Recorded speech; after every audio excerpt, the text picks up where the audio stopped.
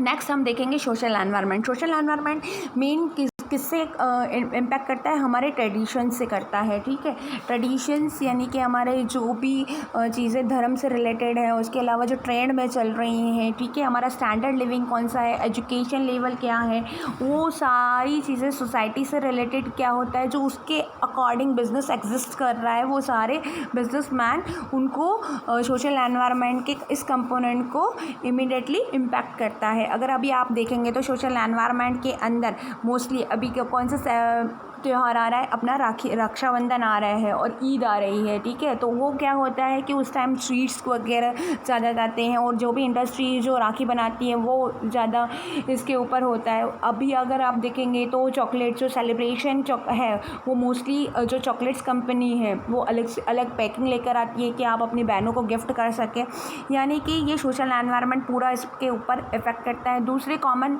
जो फैक्टर्स हैं जो इफ़ेक्ट करते हैं वो है आपका क्या रहता है कि मिडिल क्लास जो है वो आजकल क्या करने लगा है कि मशीन्स के जो ऑटोमेटिक मशीन्स का यूजेस बहुत ज़्यादा होने लगा है। आजकल वर्किंग वुमेंस बहुत ज़्यादा होने लगी हैं, तो वर्किंग वुमेंस को क्या मेनली नीड किस चीज़ की पड़ती है, किस चीज़ की डिमांड करते हैं, वो अपने ऑटोमेटिक मशीन्स की करते हैं। पहले हम हाथ से कपड़े धोते थे, पर अब क्या हुआ है, वॉशिंग मशीन और इन सब की यूजेस, ग्राइंडर मशीन, ओवन, ये जो किचन अप्लायंसेस हैं वो उन सारी की सारी चीज़ों का अभी ये इफ़ेक्ट पूरा का पूरा होने लगा है। उसके अलावा अगर अपन हेल्थ और फिटनेस से रिलेटेड आजकल अगर आप देखें तो इम्यूनिटी बढ़ाने के लिए क्या बोला जा रहा है, आपको अपनी हेल्थ को फिट रखना है, आपको रोज़ साइकिलिंग करनी चाहिए ऐसी। तो ये जितने भी फिटनेस से रिलेटेड चीज़ें हैं, जितनी भी मशीनें हैं, उनकी डिमांड अभी ज़्यादा बढ़ रही है। तो ये क्या है, सोशल एनवायरनमेंट, इन सबको हम क्या बोलते हैं, सोशल एनवायरनमेंट बोलते हैं। उसके अलावा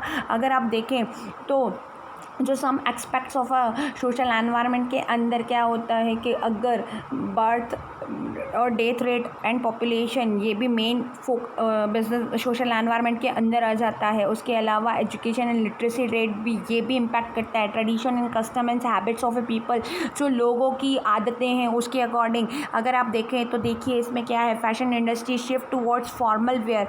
जो फैशन इंडस्ट्री है वो किसकी तरफ हुई है, फॉर्मल वेयर्स के अकॉर्डिंग चेंज हुई है। फॉर्मल यानी कि जो आप यूजुअली पहनते हैं वो वैसे वाले कपड़े। Electronic gadgets, increase in demand of these gadgets, बहुत सारे जो हैं अभी आप देखेंगे तो मैंने आपको वॉशिंग मशीन का एग्जांपल दिया, ओवन का एग्जांपल दिया, एलईडी, एलसीडी, और उसके अलावा आपका म्यूज़िक सिस्टम, इन सब का हुआ है।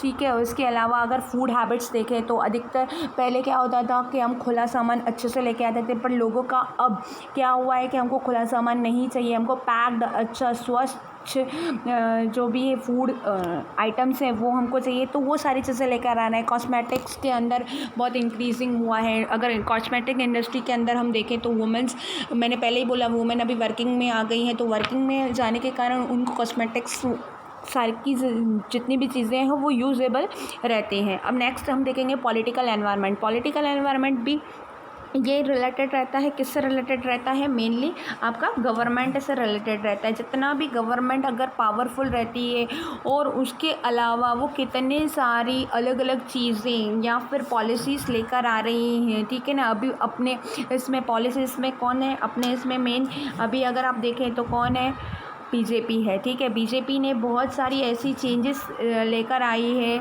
और दिल्ली के अंदर आप है। तो सबसे पहले जो बीजेपी ने स्टार्ट किया था, क्या स्टार्ट किया था आपका, अगर हम देखें तो स्वच्छ भारत अभियान जो गवर्नमेंट लेकर आई थी। स्वच्छ भारत अभियान के तहत आपको, अगर आप अपने इंडस्ट्री के अंदर स्वच्छता नहीं रखते हैं, कुछ भी नहीं करते हैं, तो उसके लिए आपको पेनल्टीज़ करनी पड़ती है। ठीक है ना।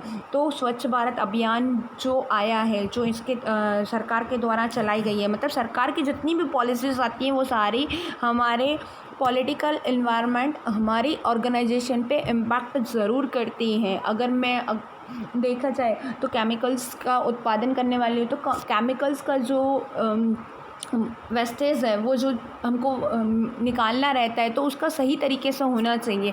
दूसरा अगर हम देखें तो बीजेपी ने एक और नई चीज़ें लेकर आया है। क्या लेकर आया है कि आपको पॉलिटिकल जो जितनी भी बाहरी कंपनी है वो यहाँ पर आके अब इन्वेस्टमेंट करे। अभी क्या हो रहा है, रिसेंटली क्या हुआ, चाइना के अंदर से बहुत सारे इन्वेस्टमेंट अब डिसइन्वेस्टमेंट हो रहा है। मतलब अब वो आगे इन्वेस्टमेंट नहीं करेंगे, अब आगे उनके साथ कोई भी करार और वो नहीं होगा।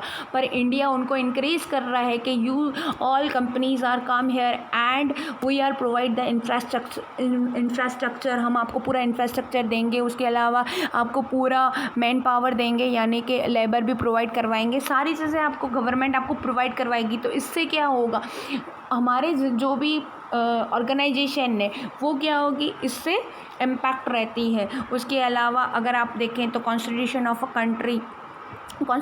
द कंट्री, अब अगर अभी आप देखें तो कॉन्स्टिट्यूशन में क्या चेंजेस हुए। सबसे पहले जो हमारा अभी एक्ट पास हुआ था जो कश्मीर से रिलेटेड था, उसमें भी बहुत सारे अमेंडमेंट हुए, तो उसके कारण भी हमारे बिज़नेस में काफ़ी चेंजेस आते हैं। हम अब कश्मीर से भी अपना बिज़नेस कर सकते हैं, हम वहाँ पर चीज़ें भेज सकते हैं ईज़िली और वहाँ पर जाके चीज़ें कर सकते हैं। तो ये सारी की सारी चीज़ें क्या हैं, पॉलिटिकल से रिलेटेड सारी चीज़ें हैं। अभी अगर पॉलिटिकल एनवायरनमेंट देखें तो अगर हमारी कंपनी अभी उसमें जितने भी चाइना से रिलेटेड चीज़ें हैं, ठीक है ना, वो क्या किया जा रहा है, उसका मतलब बैन किया जा रहा है। इतनी सारी साइट्स को बैन किया गया। तो अगर वो कंपनी, बाहरी कंपनी भी अगर हमारे यहाँ पर आ रही है तो वो बाहरी कंपनी इन्वेस्टमेंट करने से पहले कि सबसे पहले इन पांचों जो एनवायरनमेंट है उनका पहले वो सर्वे ज़रूर करती है कि हमारे लिए वो बेनिफिशियल है या नहीं।